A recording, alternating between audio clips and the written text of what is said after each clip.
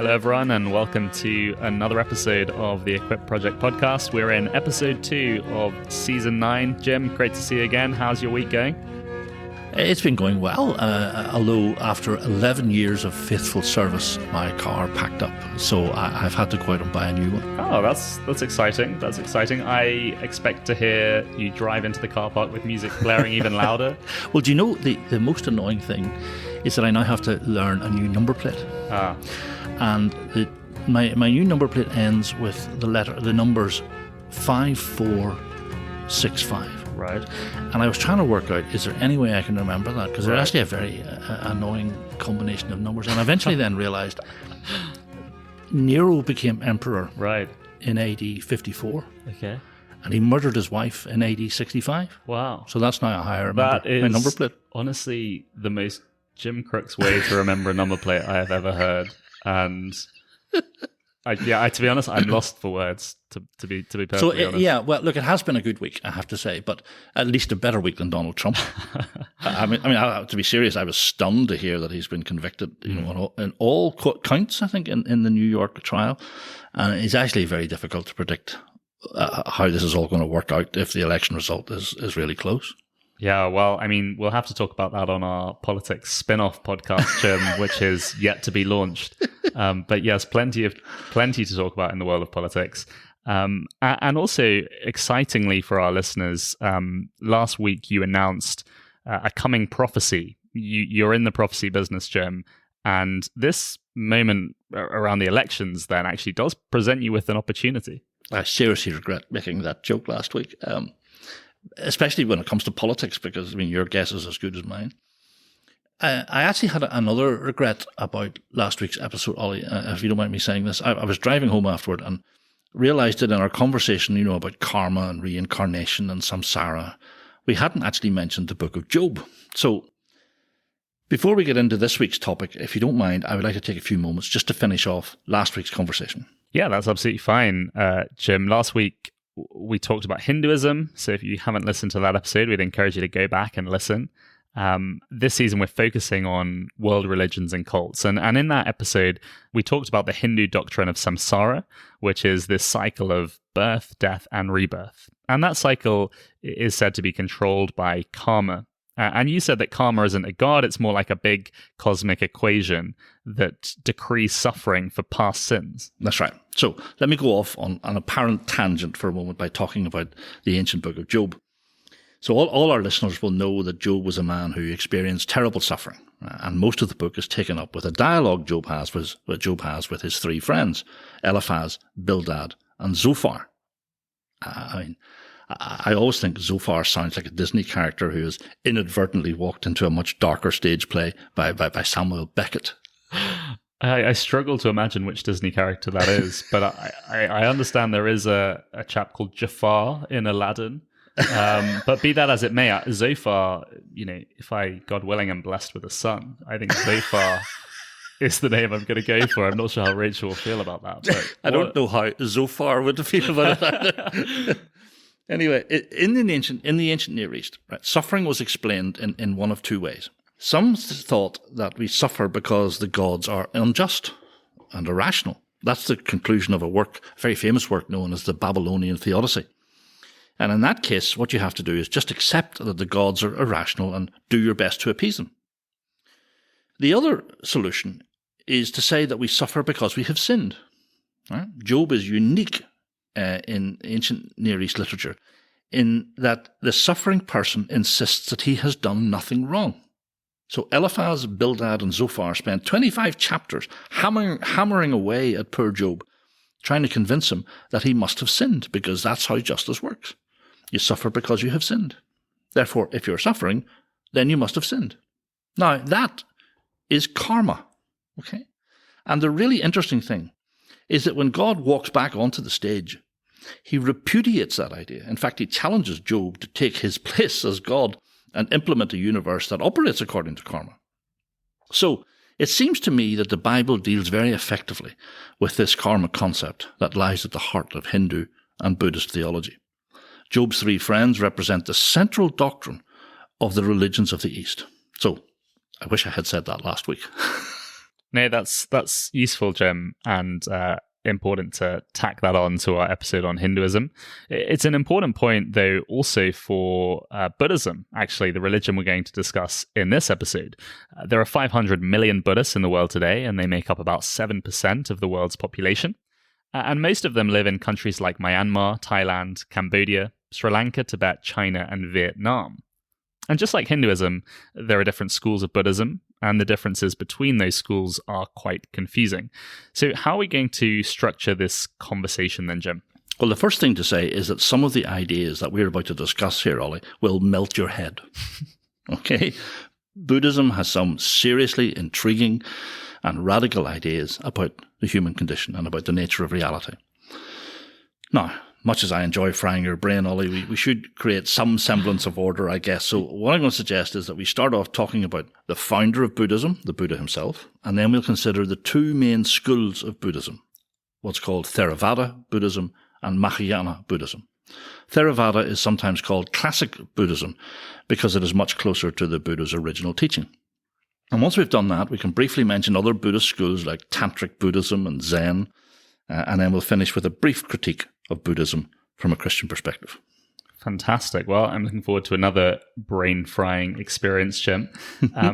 We should say at this point that Hinduism is much older than Buddhism. In fact, Buddhism emerges out of Hinduism.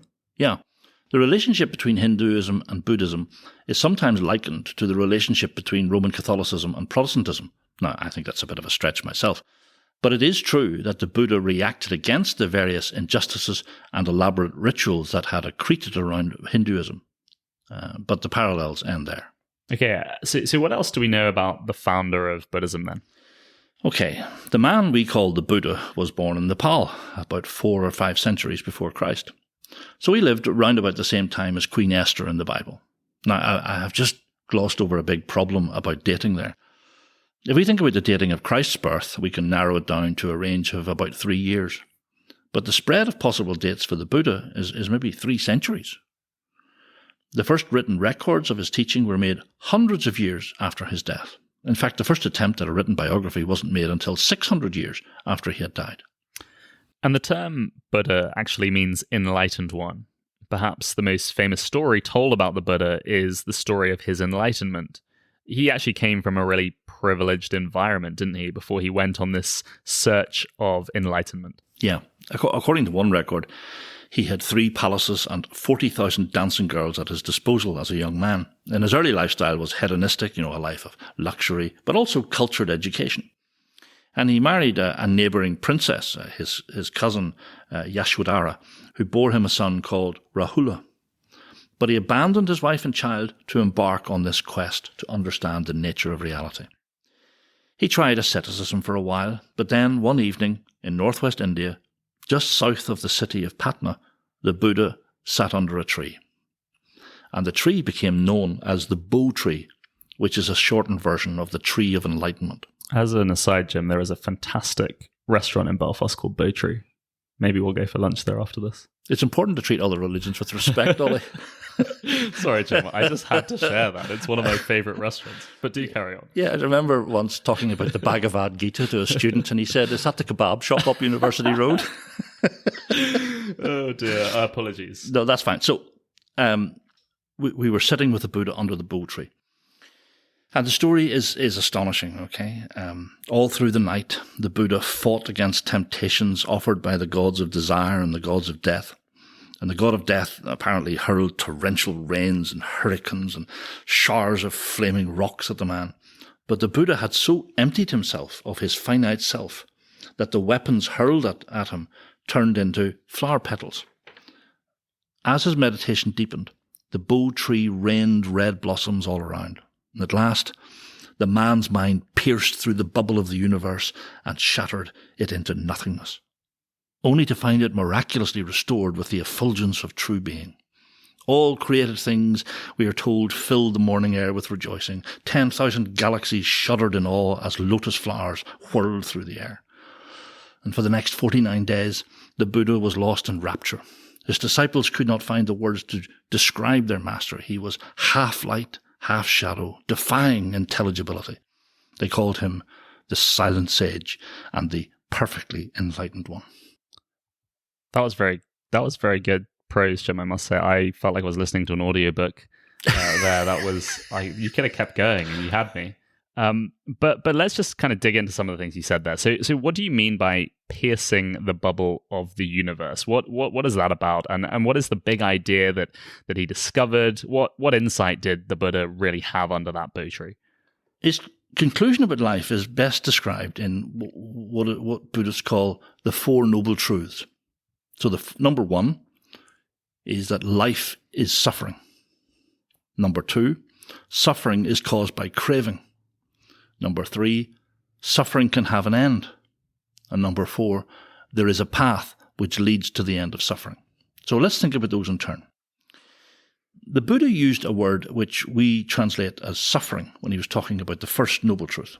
Now, the original word is dukkha, and it's maybe better understood as, if you like, a wrongness. There is something not quite right, something out of kilter, something dislocated with life. At first glance, Christianity and Buddhism seem to start in much the same place. There is something profoundly wrong in every aspect of life. Do we share that analysis of the human condition? Well, in terms of diagnosis, I think that is a fair point. But now we come to the head-melting moment. Okay. You see, Christians think that life goes wrong because sin makes me say, I want power, or I want money, or I want admiration. In other words, we desire the wrong things. But Buddhism says that life goes wrong because I say, I want. In fact, it says that life goes wrong when I say, I anything. The problem, we're told, is that the moment we conceive of ourselves as a self, which interacts with an external world out there, at that very moment, we are imposing a false concept on reality. So let's take a step back for a moment and try to understand what Buddhism is saying here. Buddhism says that we have this deep instinct to understand the world by using concepts and language. But all our thinking, we're told, all our theorizing, is a futile attempt to freeze reality, to box it up neatly into a set of concepts. The really real reality cannot be conceptualized. It's an ever-changing sea of events that flow endlessly, one matrix of events causing another matrix of events, and so on. Real enlightenment comes, if you like, when we sort of bypass our mental concepts and apprehend reality directly as an experience. It's as if for a moment the clouds part and we see this endlessly changing stream of events flowing into each other. Now, it is important that you grasp just how brain-frying this idea is. I mean, we might vaguely grasp the idea that we're like a cork floating down a stream, that reality is this interconnected mesh of cause and effect, that everything changes all the time, and there's nothing of enduring substance in history. But Buddhism does not say that you are a cork floating down a stream. It says that there is no cork. There is only the stream. The thing you call self is just a moment in an interconnected set of processes. And it's this realization which the Buddha called enlightenment. As much as that concept is confusing, it's also quite disturbing, Jim, to be honest. Yeah, so some modern writers have conceded that exact point. They acknowledge just how scary an idea it is. I mean, one asks, does this mean I'm already dead and don't even know it? Now, when I first read that question in the book, I immediately empathized with it and turned eagerly to the next paragraph. And the writer's answer was, I neither existed nor did not exist. But I shouldn't be afraid to give up my sense of self because it was an illusion. So this doctrine of the no self fits in with the Four Noble Truths, doesn't it? Once I jettison the idea that I am a substantial self, then I can step away from the grasping of stuff out there that might make me happy or powerful. And once I stop grasping for stuff, I've eliminated what the Buddha says is the root cause of suffering. That's exactly right. The Buddha once said, just as a man shudders with horror when he steps upon a serpent, but laughs when he looks down and sees that it is only a rope, so I discovered one day that what I was calling I cannot be found, and all fear and anxiety vanished with my mistake. Christians sometimes make the mistake of linking our concept of heaven with the Buddhist concept of nirvana. Nirvana isn't a place. Right? It is not like the Christian heaven. Nirvana is best understood as a mental state, a state of self-realization. It is a form of nothingness, an indescribable mental state in which all the illusions of life and the world, including the illusion of the self, have been annihilated. Now, there is a seductive pull with some of these ideas, but I have to say I find them to be very dark, Ollie. Buddhists get upset when their beliefs are described as nihilistic, but I'm horrified by a worldview that requires me to detach myself from the external world and then dissolve my own self away. So, Jim, if there is a Buddhist listening into this conversation, maybe it would be helpful just to explain why we find those ideas disturbing or horrifying. Yeah, it seems to me that the Buddha describes a universe where love is impossible. All love is attachment love. In other words, the only thing Buddhism can achieve is, if you like, general benevolence. And I make that point because love requires mutuality. Right? Love can only exist between substantial persons. If there are no persons, then there is no love. Now, this really matters. I am astonished at the number of corporate retreats and even schools which teach the thing called mindfulness to employees and schoolchildren. Now, mindfulness seems like an innocent enough thing, meditation techniques to calm the mind and help us gain insight into our own mental state. But I do worry that mindfulness will walk us to the edge of a Buddhist abyss. I don't think it's surprising. There are reports of people being seriously traumatized after going on one of these mindfulness retreats. So I would urge people to be really careful about going near it. Introspection is a profoundly anti-Christian idea. Buddhism tells you to look within. Christianity tells you to look up. That is the route to mental health. Upward I look and see him there who made an end of all my sin. Now, some followers of Buddhism might be quite indignant at everything we've said in the past few minutes. Perhaps they might say we don't follow that doctrine of the no self. And maybe they'd be quite right, because in the years after his death, a number of different schools of Buddhism sprang up. And the only one that really lasted was called the Theravada school. That's the form of Buddhism that can be found today in places like Myanmar, Thailand, Cambodia, and Sri Lanka. And it's sometimes called classic Buddhism because it follows all the teachings that we've just been discussing. However, around about a century after Christ was born, maybe 150 AD, another school sprang up. It's known as Mahayana Buddhism. In terms of numbers, Mahayana Buddhism is more popular than Theravada Buddhism. We find it today in places like Tibet, China, and Vietnam, and its beliefs are really nothing like the concepts that we've discussed just now. That's right. Theravada is essentially atheistic. Humans don't even have a soul, said the Buddha. But Mahayana Buddhism it's a much more traditional, ritualistic, communal religion. Let me just mention a couple of the big differences.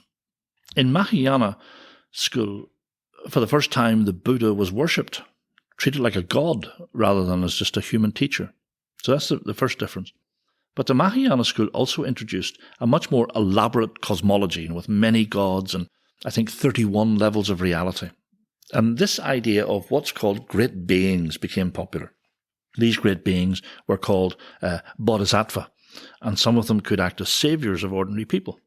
So by the time Buddhism spread to Japan, some monks were teaching people to live a life of devotion to one of these bodhisattva beings, the one called Amida. And followers of Amida were taught that in an act of unmerited grace, Amida could transfer some of his merits to bad people so that they would be reborn in his pure land.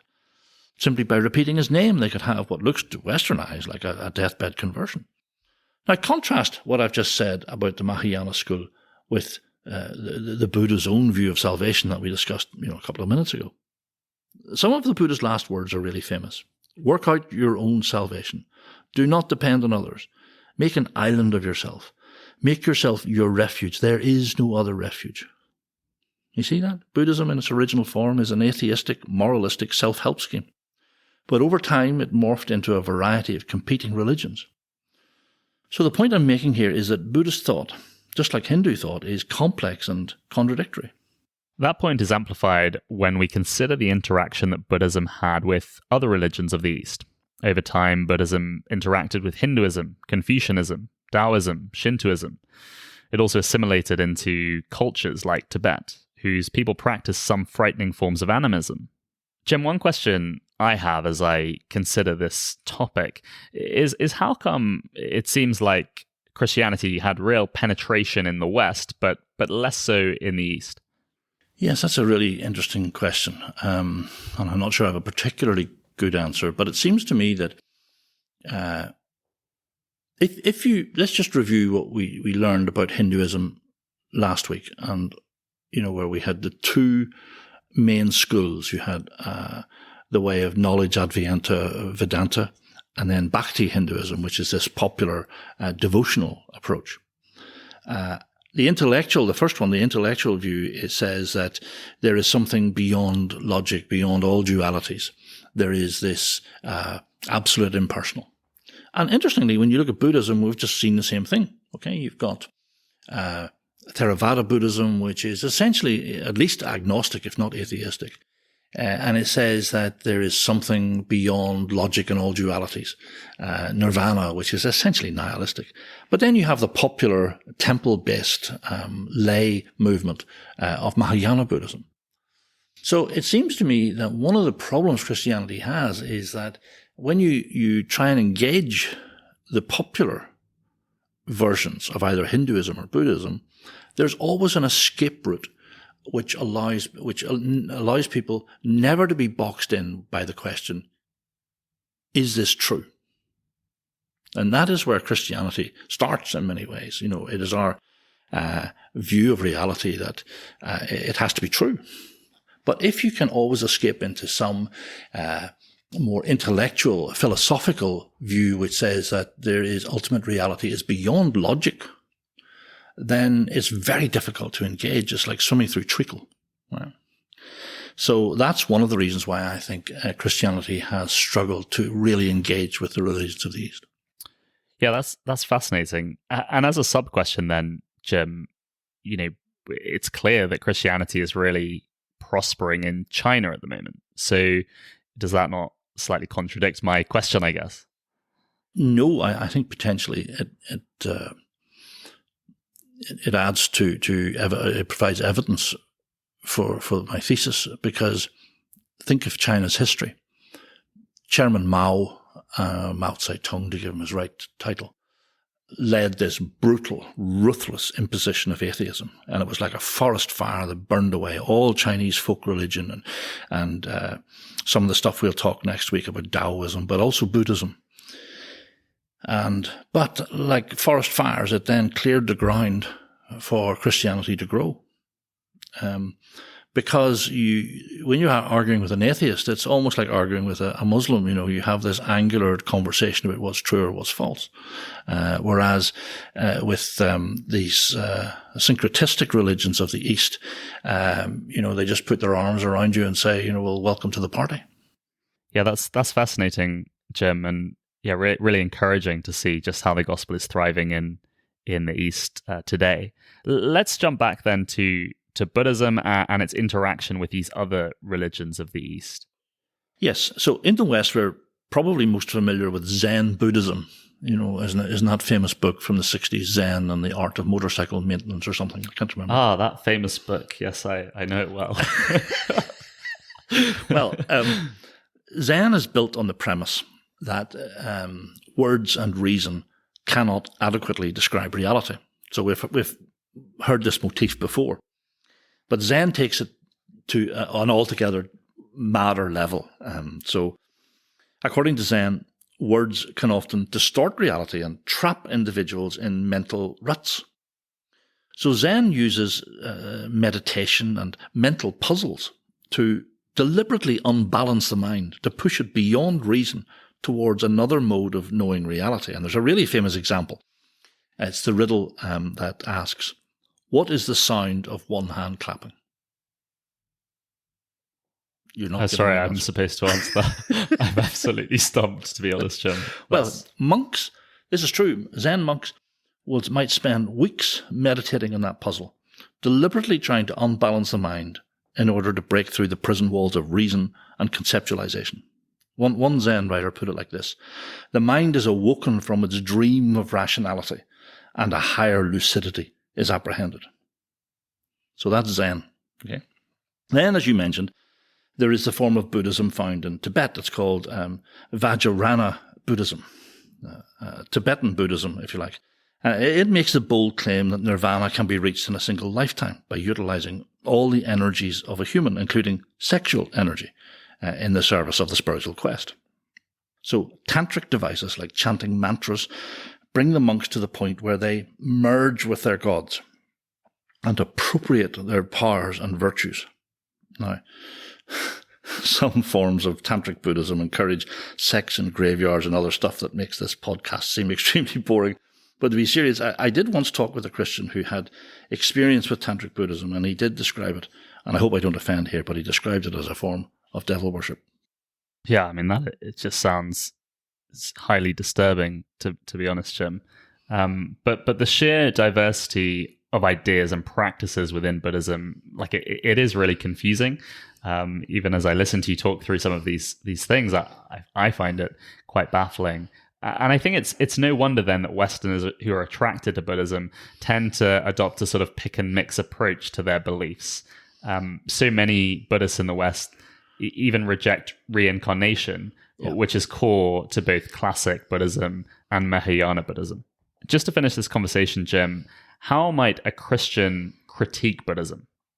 Well, let me make 4 quick points here. Okay. First, Christianity is not just a set of speculative philosophical ideas. Christianity claims to be truth revealed in history. So take this doctrine of samsara, the idea of an endless cycle of births and rebirths controlled by karma. Given that personal identity isn't maintained across a reincarnation, how could anyone know if that idea is real? It's a speculative idea that could never be proved or disproved. Now contrast that with the Christian doctrine of the resurrection. Okay, do you get my point? Christianity isn't a set of speculative ideas. It claims to be truth revealed in history. So we are furnished with evidence that can be evaluated. So that's the first point. Now, that point only really matters if we care whether or not religious beliefs are true. This is the stumbling block we mentioned just a few minutes ago. Christians instinctively want to know whether or not something is true or false. Hinduism and Buddhism take refuge in the idea that at the deepest level of reality, in these intellectual forms of the religion, apparent contradictions and dualisms all disappear. But that leads to utter nihilism. The God of the Bible is constrained by logic. He cannot make a square circle. That's part of what it means to say that God is light. Everything is out in the open. Come, let us reason together, says God through the prophet Isaiah. Once you start to see reason and logic as delusions, reality collapses into nothingness. C.S. Lewis brilliantly called it a giant bowl of tapioca pudding. So that's the second point. Now, the third point we have already talked about. I'll just rehearse it very quickly. It's the horror of a worldview that denies the reality of love. All love is attachment love. There is no other form of love. So the Buddhist universe is a cold and impersonal place. And then my final point. The religions of the East have no answer to the question of suffering, because suffering is not an illusion. It is real and outrageous. I'm very fond of the story of the Christian theologian John Stott, who talks about a visit he made to a Buddhist temple. And he looked up at the serene face of a statue of the Buddha. The Buddha was sitting cross-legged, his eyes closed, sitting in peaceful tranquility, detached from the suffering and heartache of this world. And Stott then says that in his mind he travelled to that terrible scene in Calvary and looked at the spiked, tortured figure of Christ on the cross. You see, Christianity says that at Calvary, God in Christ took the pain and suffering of this world into himself. The stories of the Buddha and Christ represent 2 polar opposite solutions to the question of suffering. Christ didn't detach himself from this world of suffering. He entered into it. As you will preach soon, he came down the mountain. The Word became flesh. He came close to explain reality to us, close enough to hear a blind man cry, close enough to be spat upon, close enough to have nails hammered into his hands and feet. He is not man become God. He is God become man. And because of his sacrifice of love for us, he can offer us salvation. So we don't need endless cycles of rebirth. We don't need to embrace a nihilistic view of self. We can have the aching void at the center of our lives filled by the person who was meant to fill it, the person who made us, the person who loves us. Amen. Thank you, Jim. That was a really helpful conversation, and we look forward to continuing our theme, world religions and cults, next week as we look at Taoism and Confucianism. And also next week, excitingly, Jim, you are going to make your prophecy, I believe. I am. I'm going to make a tentative prediction. I've dialed it back. Oh, you've dialed it back. That's disappointing. It doesn't lead to as effective marketing. No. But nevertheless, listeners, please do join us next week to hear that exciting tentative prediction. And we thank you so much for listening to this episode and also episode 1. And we always love hearing from you. You have been a great encouragement to us over the years we've been doing this, and we really appreciate your comments and encouragements and also your ideas. So please do keep those ideas coming. We'll be back next week.